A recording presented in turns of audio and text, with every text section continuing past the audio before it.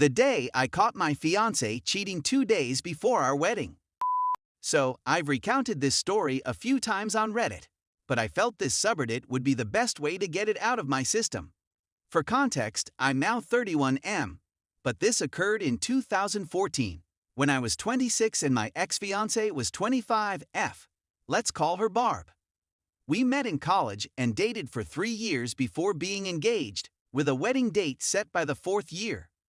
Our parents are not well off financially, and she was in graduate school, so the financial duty fell on me, which totaled $20,000 and was paid in full 4 days before the wedding. We had our standard mid-20s relationship troubles leading up to that horror of an evening, with spells of poor communication, heavy drinking on weekends, and the odd quarrel over petty matters. Aside from that, we had a terrific relationship and spent a lot of time together figuring out life after college and plan for the future.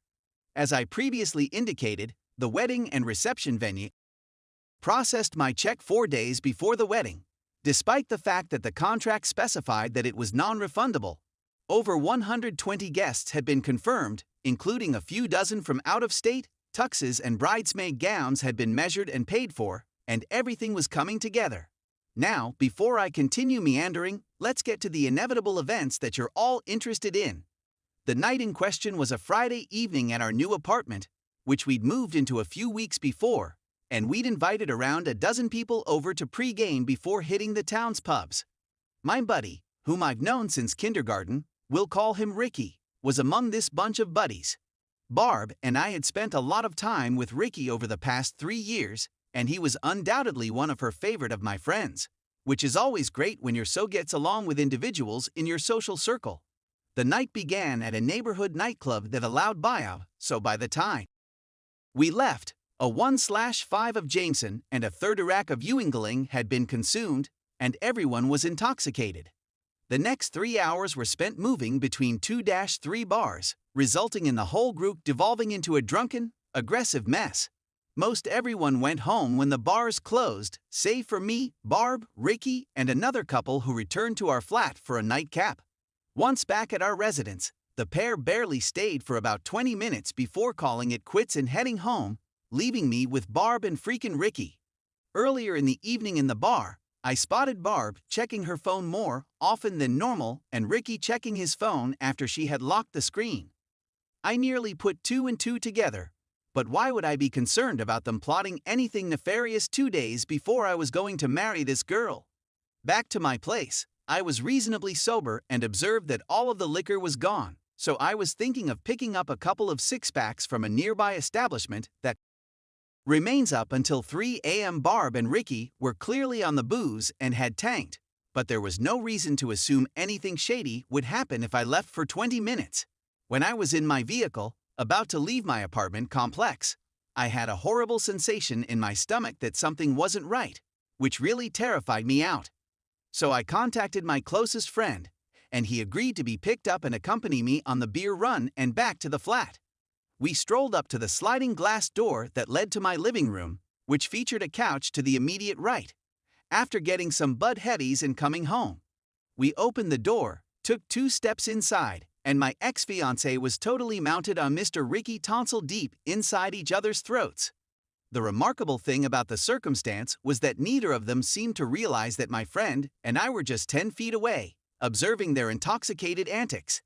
I lost it after 7-10 seconds of trying to absorb the present scenario, dropped the liquor, shoved her backward off Ricky totally, and landed too hard right to Ricky's eye and cheek, while he was still flat on his back with the most horrified expression on his face. To put things in perspective, I am 220 pounds and have always played hockey. He is 5'6", 140 pounds and a runner. Ricky began snoring. I had never idea this was a thing. Immediately after my fist attack and was sleeping for at least 5 minutes while I was losing my mind over the issue. I phoned her parents around 10 times without thinking till they woke up and insisted they come take up their unfaithful daughter right now.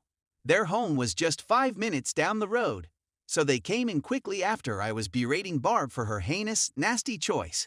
Her parents rushed towards me, yelling at Barb, Ricky on the sofa, and my friend calming the issue. The first thing I informed everyone was that the wedding had been canceled. I wanted the ring back, stating that I'd rather lose $20K than spend the rest of my life with an unfaithful partner. Her parents spent the next 20 minutes trying to talk me out of it and sometimes justifying Barb's conduct, asking things like, "Why can't you forgive her? And isn't it too late to cancel the wedding?"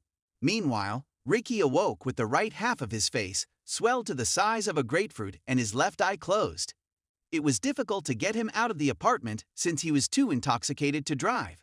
So I contacted his brother, who was 20 minutes away, and spent that time berating Barb, Ricky, and her parents. Surprisingly, despite my wrath, I was able to keep my cool long enough to communicate my feelings. When I've been this unhappy in the past, my brain felt jumbled, and I had difficulty condensing and forming my ideas into coherent phrases. No, not this time. I had meticulously taken apart each objection, opinion, or appeal for reconsideration uttered by everyone in the room by the time Ricky's brother picked him up and Barb's parents shuttled her home. It felt fantastic. I'm not going to pretend that the months that followed were simple and that everything worked out in my favor. 2 months later, the pharmaceutical firm where I worked decided to lay off my whole division.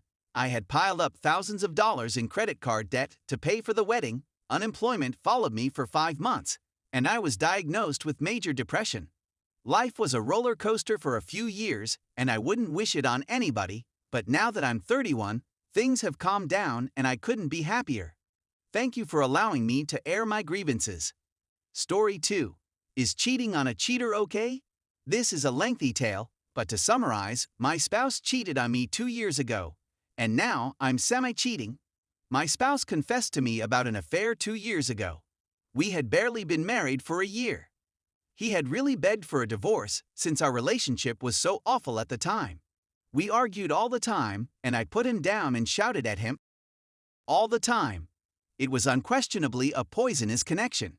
He requested a divorce, and I begged with him to give it another go and I'd change. And I did, in fact, alter dramatically. He even admits that he was taken aback by how fast I changed my demeanor. But it seemed like it was too late.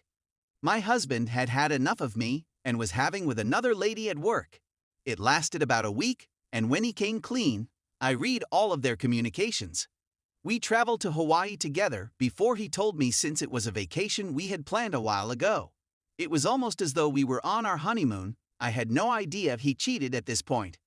We didn't argue once throughout the vacation, which was a great accomplishment for us, and we fell back in love with one another. We had the finest vacation ever, and when we returned, he broke up with the lady. I had no idea until a few months later when he came clean. He said that he had been feeling quite bad about it. He displayed all of that text tone. He even invited the woman to FaceTime, who was also cheating on her partner. She had no clue I was there, but I came on and said hi and asked her a number of questions. She apologized, and I told him I forgave her since it was really my husband's responsibility for behaving that way, and he agreed. He then admonished her in front of me, over FaceTime, not to contact him again, and that what they did was terrible. My spouse said it was his fault, and that he had been suffering from despair and tremendous anxieties. He asked if I wanted to go to therapy with him, and I agreed. We went to couples counseling, and it was quite beneficial. Don't get me wrong, it was challenging, but we learned so much about ourselves and each other and grew extremely sympathetic toward one another. After almost a year of couples counseling, we were quite strong.